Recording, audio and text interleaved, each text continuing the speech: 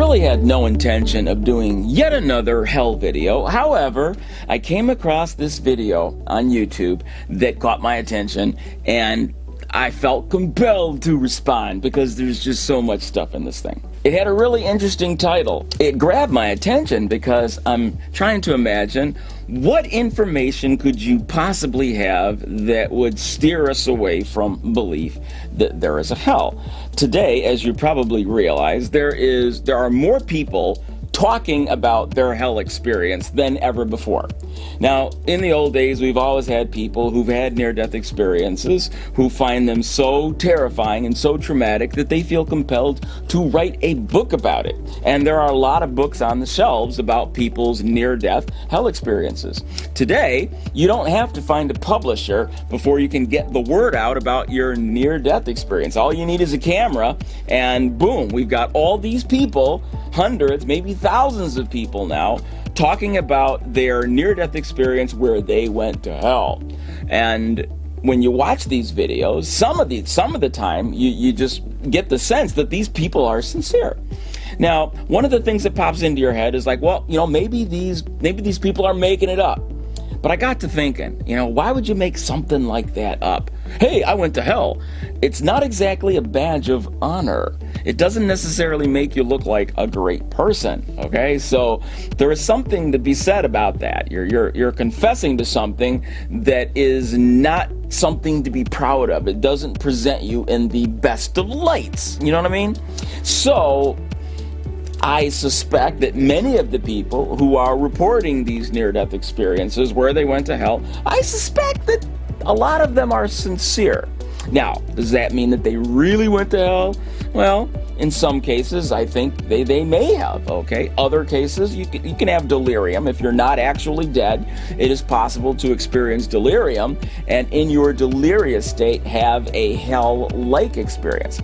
I have had patients that were going through alcohol withdrawal, and they didn't die during the withdrawal period, but in their delirious state, they experienced something like a hell experience. So that can happen.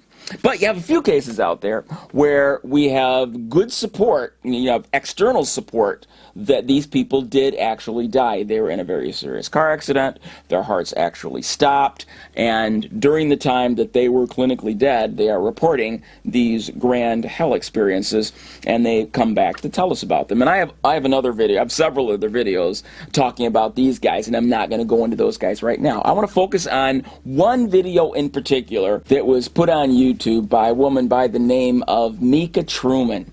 Now, I just discovered her, and if it wasn't for her YouTube video entitled, "Is Hell Real? A Near-Death Experience?" I wouldn't have stumbled across her at all. Now, to sum up what's in this video, let me just set it up for you.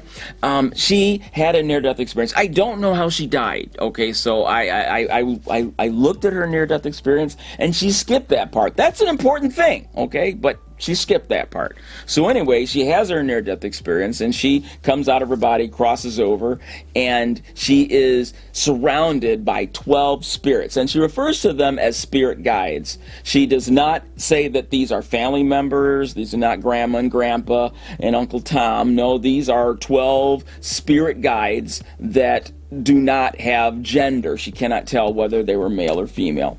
And they're very supportive. They're very loving, and she's going to describe this. And then she's going to go through a life review, and I'll get into all that stuff. But it's important that I bring something up here, and that is that Mika is an occult practitioner. She is a major occult practitioner. She practices all kinds of stuff. She's into shamanism. She's into communicating with the dead, necromancy. In fact, she's like a counselor for dead people to help them find their way. She's into doing readings, so she's into fortune telling and all that stuff. So she's totally into the occult. And I want to bring that up because, I've talked about that in my last YouTube video, I think called Psychic in Heaven, okay? So this is kind of like one of those. First of all, I don't want this to be a talking head video with just me. When I did cross over, I did see these 12 spirits, and I won't call them male or females because they were more just spirits. And we'll get into that later on. But these 12 spirits were very kind, very loving, very sweet. And they truly cared about me. They truly cared about how I was feeling. And that is the one of the biggest things that they shared with me, is their love that they had for me.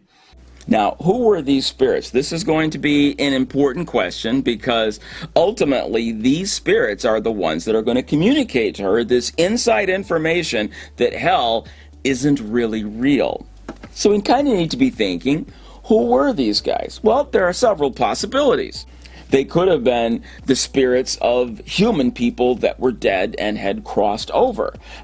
These are human inhabitants of heaven.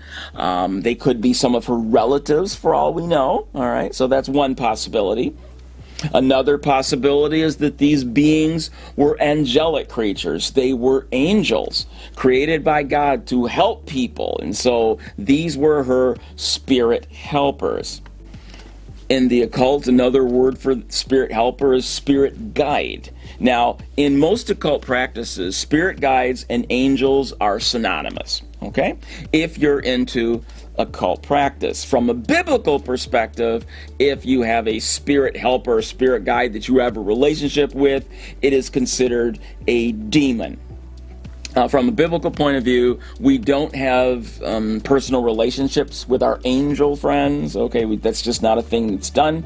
God wants us to have a relationship with Him. And so we go to Him for guidance. We go to Him for help. We go to Him for direction in all things, to get wisdom and all that business. We don't consult with our spirit friends, including angels. Angels have a role in terms of protection and everything, but in no way are we encouraged to seek out a personal relationship with our angel buddies. That comes after we cross over. But in this life, God is pretty jealous about that sort of thing. He wants us to Himself. He doesn't want to spread things around like that. So from God's perspective, He wants us to have the only spirit we are supposed to be having an intimate relationship with is Him. And so when somebody turns to spirit guides for their fellowship, angels aren't really allowed to do that because they want to follow God's will. And so the only spiritual entities that are going to do that are going to be demons. That is the biblical or Christian perspective of what these spirit helpers are. There's another potential option, aliens. Now, I'm not talking about UFO type aliens and so forth, but what if we don't know the right answer? So some people might not accept that we have all the answers. So it's neither angels or demons or the spirits of the dead. It's an other, something that we haven't figured out yet. So I'm throwing that out there because some of y'all, might not be there. You might not know anything about evidence with regard to which of these answers is true.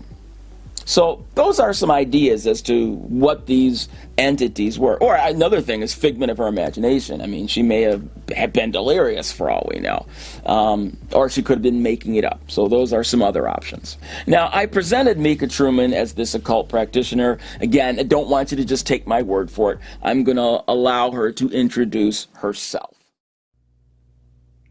Not only am I psychic, intuitive, empathic, astrologer, energy worker, card reader. I'm also a stone worker. One of my greatest passions is working with those on the other side, helping those that have crossed over, that are still carrying some of the residues and the traumas of this life, helping them cross over, finding that exact, precise, perfect moment to open up the veil, so that they can be reunited with their loved ones. This is key. It is my perspective to not just feed fish to those that are hungry, those that are in need, but teach them how to fish. Teach them how to gain answers for themselves. Help them grow and evolve in such a strong, profound way that they can help others and influence many lives. Throughout the years, I have worked and influenced more than 80 Native American foster kids, either in my home or teaching them. This has brought great happiness to my life. As a keeper of the water, as well as the NP Lodge, one strong passion of mine is my shamanic ways. Okay, so she basically put it all out there. She's into every branch of the occult. She's talking to dead folks, she's reading palms, or I don't know if she reads palms, but she's into doing readings, fortune telling, astrology, you name it. And as I mentioned in my last video, the Bible is very clear on God's perspective of those behaviors. He classifies all of this as toeva. Toeva means abomination. It generates a visceral response from God that he absolutely detests. And he made it very clear that you can't be friends with God and be engaged in occult practice. It's just they're very separate. And therefore, occult practitioners are considered the dark arts because the dark entities, the demonic realm, is pretty much the boss of that.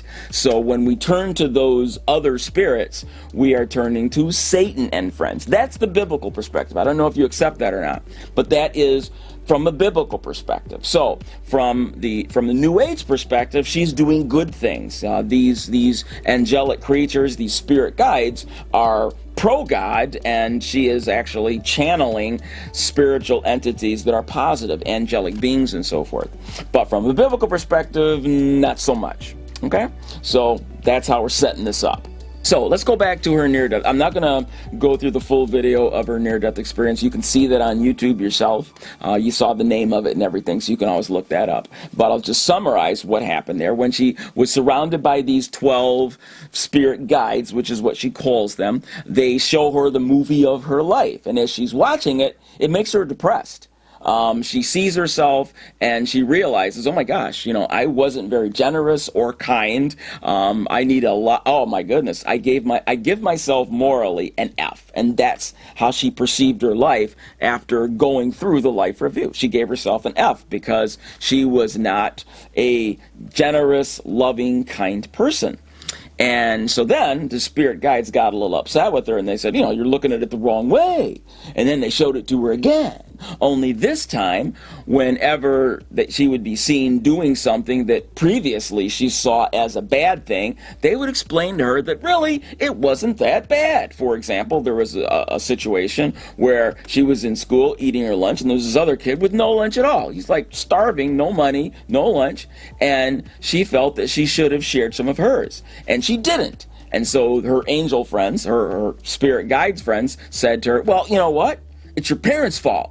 They should have taught you to share. If they'd done their job and taught you about sharing, you would have shared. Also, you didn't have that much. And if you had shared your lunch with that kid, there's less food for you. So therefore, it's okay that you chose not to share. See, you're not a bad person at all. And they go through her life, and every sin, everything that she experienced shame and guilt over, they explain to her that she had a good reason for everything, and that she shouldn't feel guilty about anything. And she felt much peace. Oh my gosh, that's so good. Thank you for telling me that really I'm a great person. So after her spirit helpers demonstrate that she really is an awesome, great person with no sins, then this head spirit, this powerful, handsome spirit comes up and says, hey, come with me. I got something to show you. On my near-death experience, I was shown the most interesting, unusual area. And I really am so excited to share this topic with you.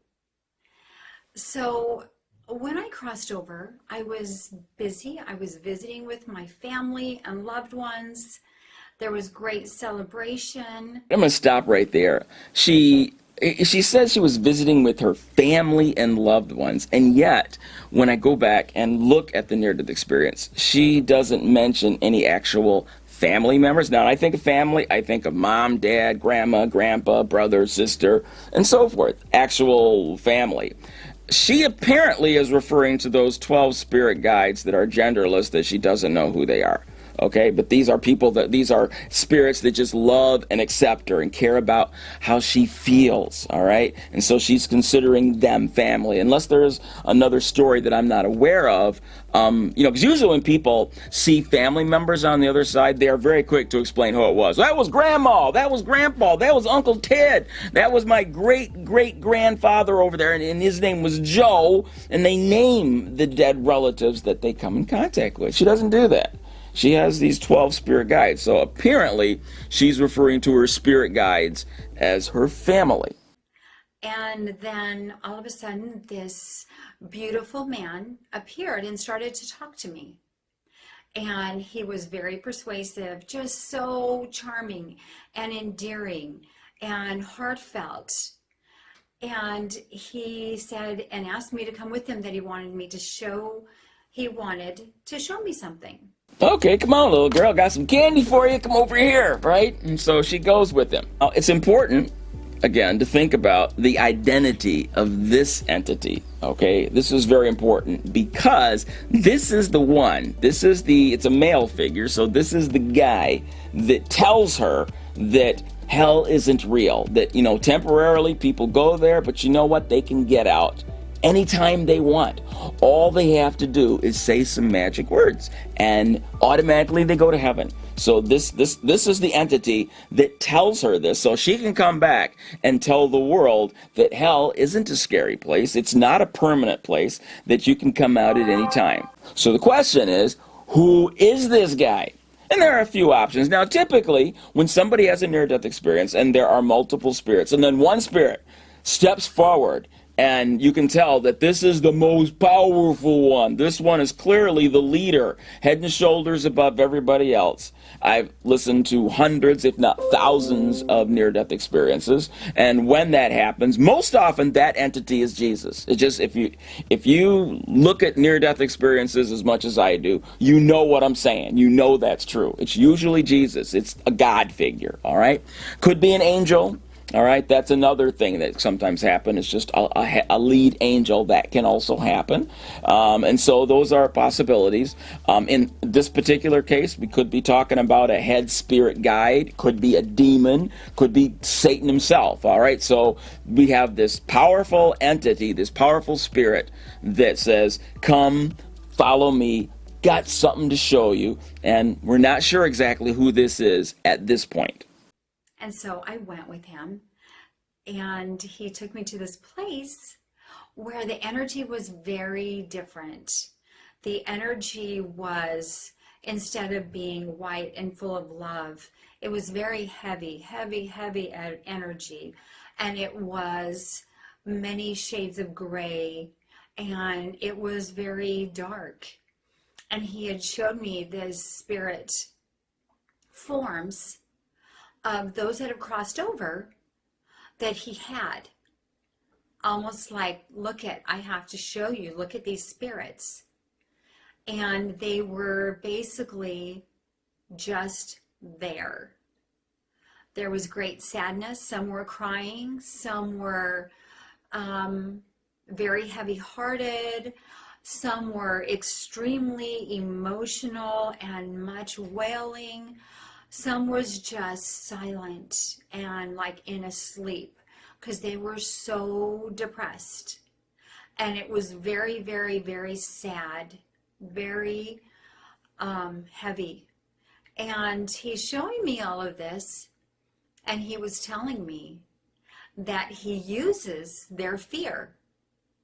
That when they cross over, we have regrets and we have sadness.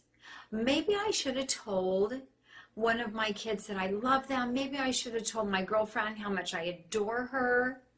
Maybe I should have spent more time with my family. Just the smallest of deeds that he could hold on to use guilt and regrets.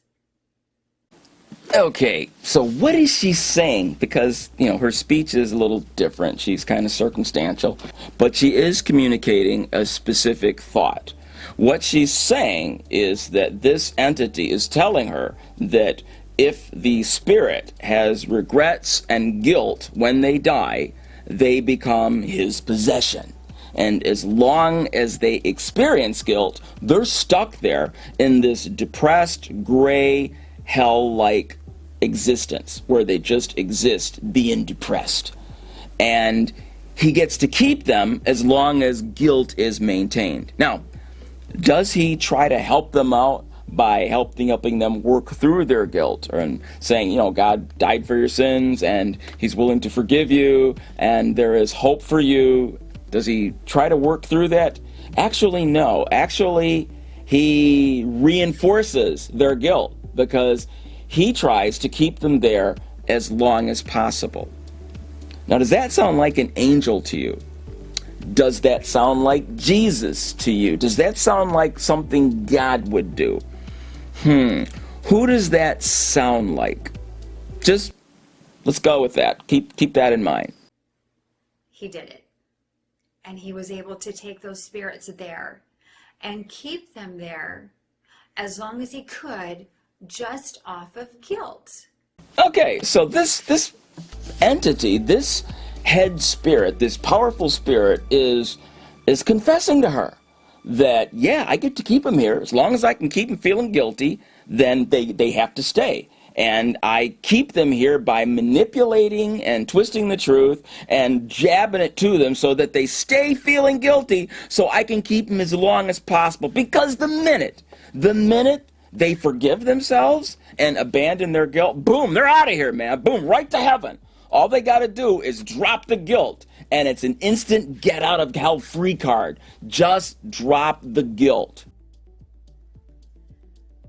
And they stay there until they realize that, wait a second, I don't have to stay here. I don't have to really be here. And they start to forgive themselves. And then they leave. And they can leave. But the spirit comes across so strong in persuading and manipulating and twisting thoughts that he keeps them there as long as he can, and he uses and feeds off their energy. So I know it's really weird, but that's what they do. That's what he does. Now, think about what he's saying. Think about the implications of what he's communicating. All right? What does that mean? So you got these spirits down there, and the minute they have the light bulb moment, they go, wait a minute, why should I feel any shame about cheating on my wife and stealing a few grand from my former friend? It felt right. It felt right and good at the time. I forgive myself. Boom. Off he goes. It doesn't matter that I cheated on my wife. It doesn't matter that I stole from my friend. You know what? What sent me to hell was not the crime. What sent me to hell was feeling guilty about the crime. And so our lovely spirit guide is down there deceiving people and reinforcing their guilt so that they don't have that aha moment. He doesn't want them to forgive themselves, right? But wait a minute. Why is he telling her this? Why is he telling her to come back and tell us this stuff? Because if he wants to help, shouldn't he, help them? I'm just saying here, you know? So who is this guy? Is it God? Is it Jesus? Does it sound like God or Jesus? Really? Does it sound like an angel? It sounds like a demon, right? It sounds kind of like something Lucifer would do. Does that really sound like a God thing? Where you're down there trying to hold people in hell, trying to keep them there, stuck in guilt, knowing that the guilt is what is grounding them in this hellscape. And then all of a sudden his appearance started to change and he went very dark. And he was a very strong entity, and he had done this for centuries, such a long time, because he was comfortable in that state, and that state worked for him. All right, did you hear what she just said? Were you listening? Were you really listening to what she just communicated?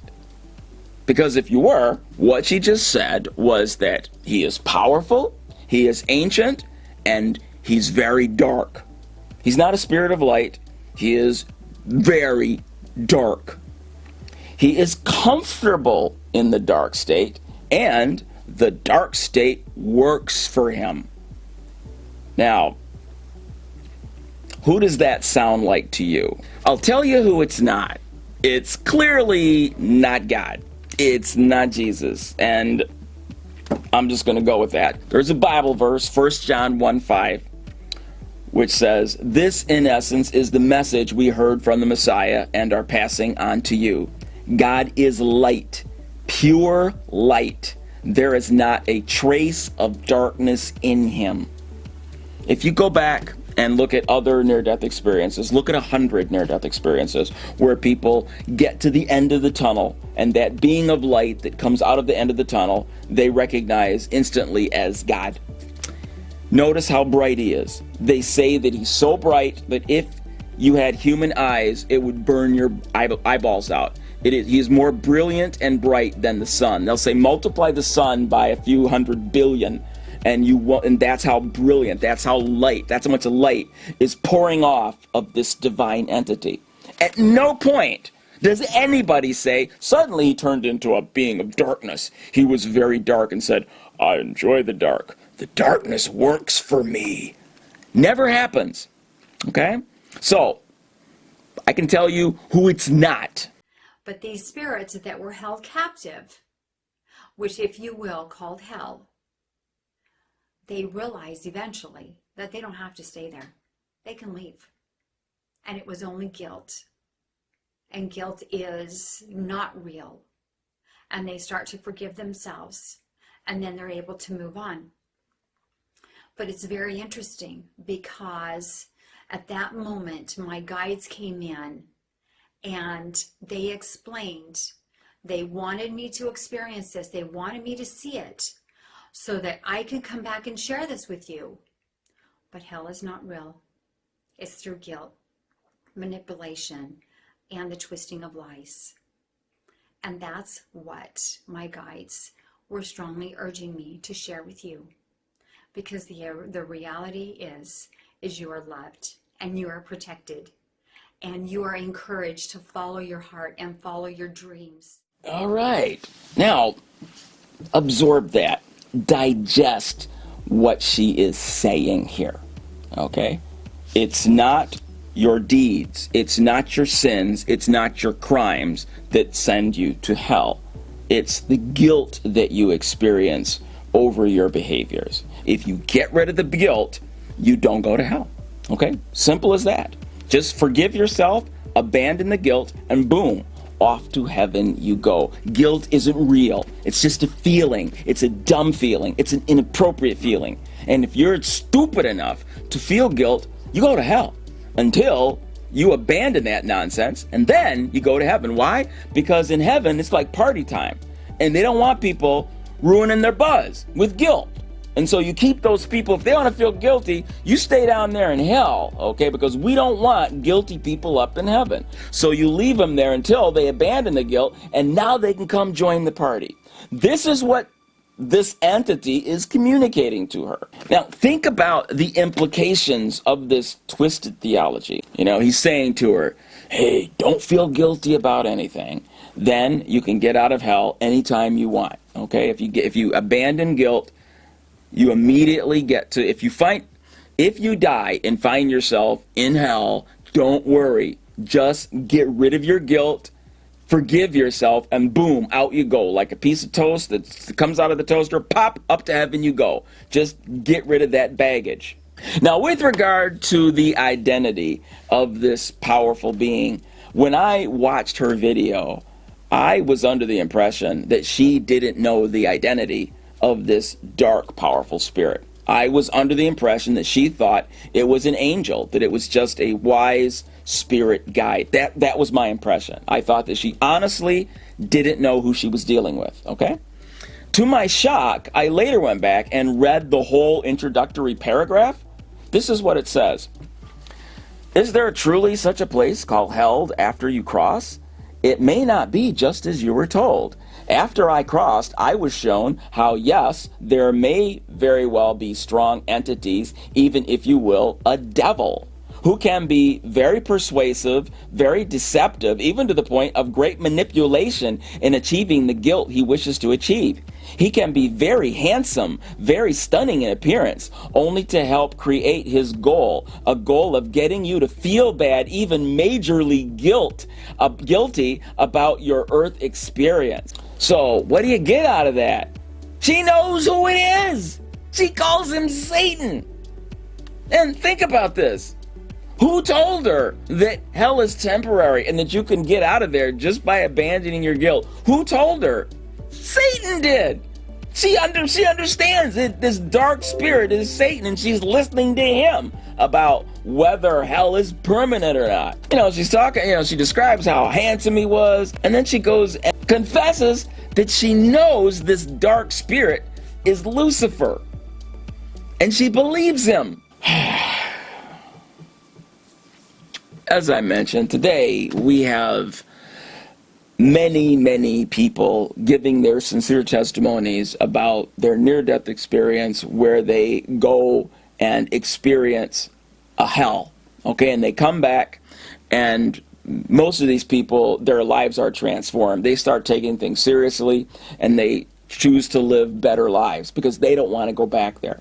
There's so many of these stories that there are a lot of people that are affected by this. I've actually talked to people personally that have gotten serious about their relationship with God after seeing this because it woke them up and it caused them to repent for a lot of the behaviors that they were doing that they know weren't good. And they have asked God's forgiveness and received that forgiveness, and now they're cool. They have a relationship with God, and they're not afraid of death anymore. So the idea and the threat of hell and the experience of hell woke them up so that the rest of their life has become more meaningful, and now they are living for the benefit of other people a lot more than they were before. They are working on their relationship with God and working on their expression of love to other people. So it had a good effect on what she's doing. What Lucifer appears to be doing is saying, pay no attention to that man behind the curtain. Ignore that I'm Lucifer, and I'm telling you that hell isn't scary. It's not permanent. Don't worry about it. Don't worry about all those near-death stories. You don't have to worry about going to hell, because even if you find yourself in hell, you have a way out. Just abandon your guilt, and you will come out of there instantly. So keep living the way you are. Follow your heart. Follow your desires. Don't let people tell you that it's bad. Don't experience guilt. Keep doing what you're doing. You are loved, and therefore nothing bad is going to happen. When you die, you will automatically go to heaven no matter what you do, as long as you abandon guilt. Don't worry about all those pesky hell stories. Those losers found themselves in hell because of their stupid guilt. Once they shed the guilt, then they will instantly fly up to heaven. What does this mean? What it means is the most terrible problem that man can experience is not sin. It's not your maladaptive behaviors. It's not the behaviors that harm other people. It's not the behaviors that threaten your relationship with God. No. The most damnable thing in the universe is feeling guilt and shame. Feeling guilt and shame. If you feel those emotions, then you're out of line. You've become a buzzkill.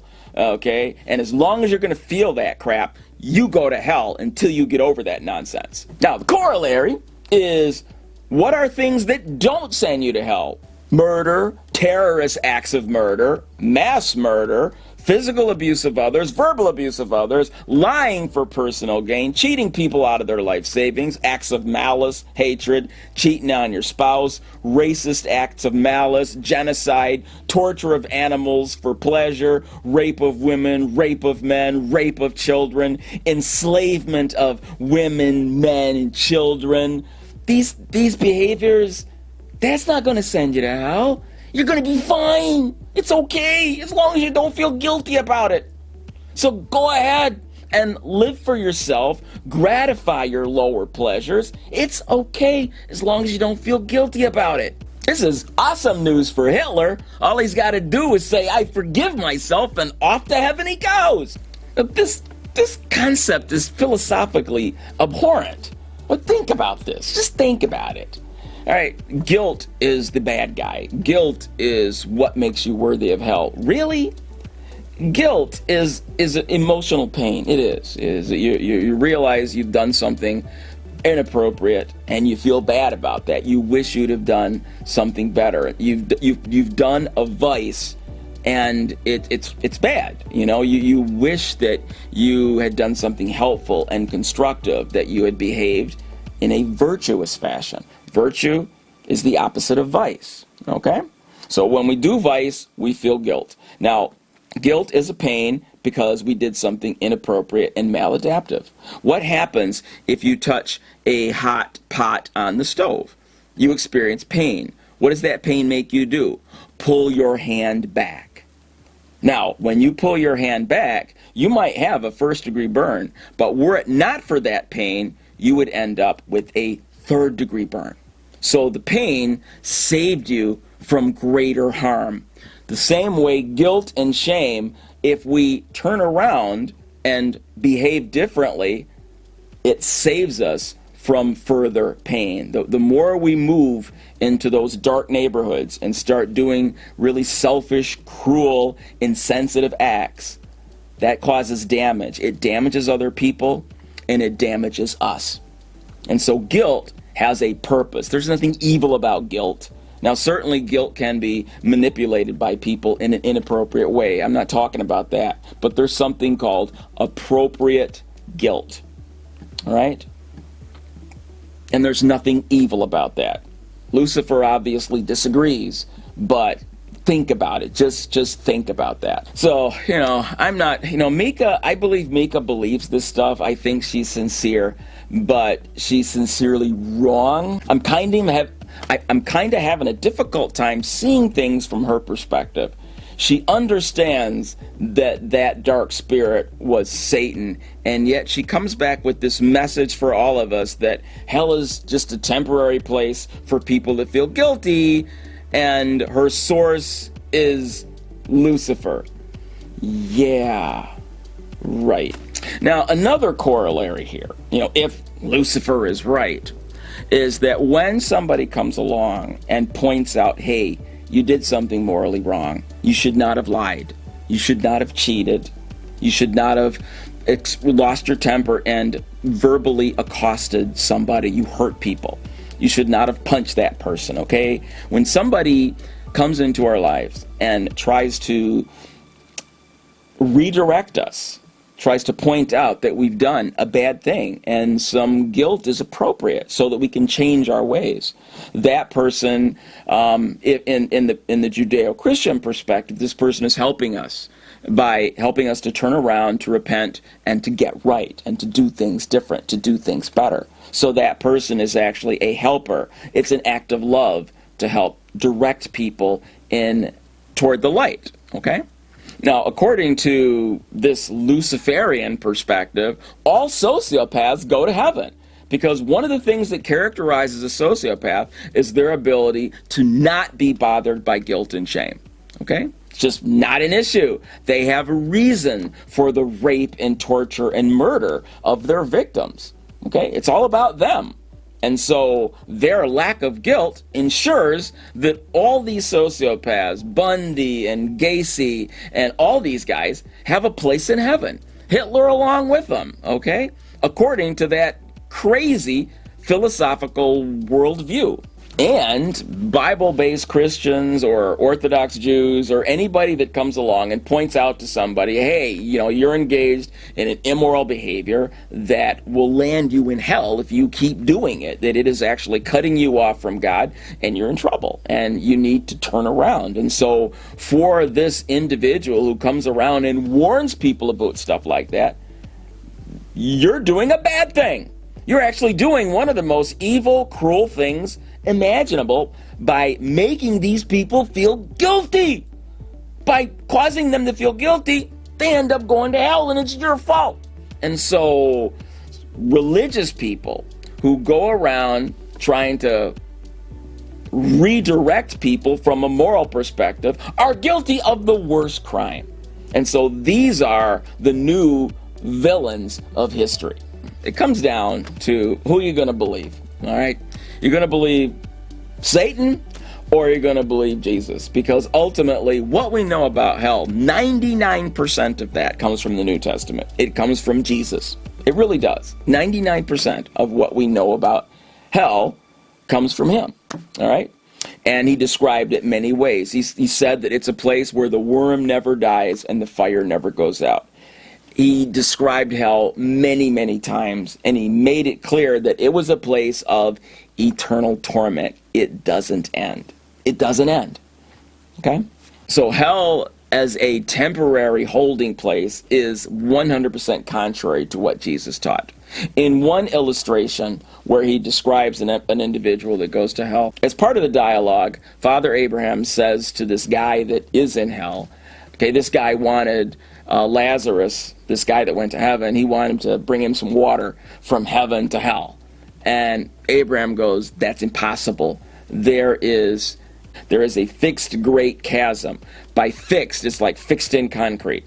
It's an impenetrable barrier. We can't come to you, and you can't come to us, ever. Now, in the case of people with near-death experiences, that's not actual judgment because they're not actually dead.